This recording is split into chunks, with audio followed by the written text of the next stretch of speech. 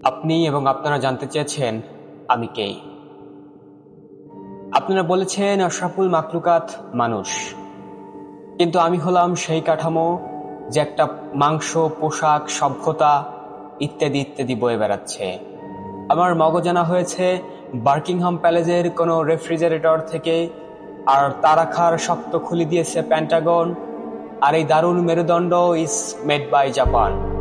আমার বুকের হাড়গুলো একেবারে খাঁটি ইন্ডিয়ান।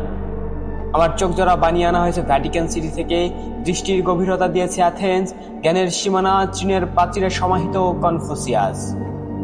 আমার কবরের জমি একেবারে খাঁটি বাংলাদেশি। আমি দুর্ভিক্ষের চেয়ে তীব্র কিন্তু একজন হতাশ মানুষ। আমি বিট জেনারেশনের আহ্বানে জন্মেছিলাম।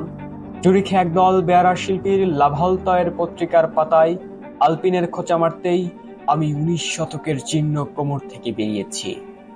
ভারতবর্ষের অলিতে গলিতে প্রজন্মের চোখে হাহাকার দেখে হাংরি হাংরি বলে গান তুলেছিল একদল উন্মাদ কবি। আমি সেবার হাংরিদের প্রতিনিধি হয়েও জন্মেছিলাম। জলে নামলে মাছ, ডাঙায় হাঁটলে সরীসৃপ, গিয়েছিলাম জলপরীদের দেশে। পাকস্থলীর দেয়ালে শিং মাছের খোঁচা লাগতেই বুঝেছিলাম ক্ষুধার যন্ত্রণা শিরশিরিয়ে ওঠে। বিশ্বাস করুন বন্ধুরা, আমি পাকস্থলী চাইনি, চেয়েছিলাম মগজের শুশ্রূষা। সেদেশে প্লেটো ছিল, তার উপরের দেয়ালে ছিল মোহাম্মদী সক্রেটিক্স। তাদের কারোরই পাকস্থলী ছিল না।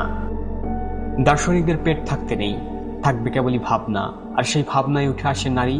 নারীর ওই নিষ্পাপ বিস্মিত হাসির জন্য আমি পৃথিবীর যে কোনো জিনিসকে বড় অথবা ছোট করে দিতে পারি।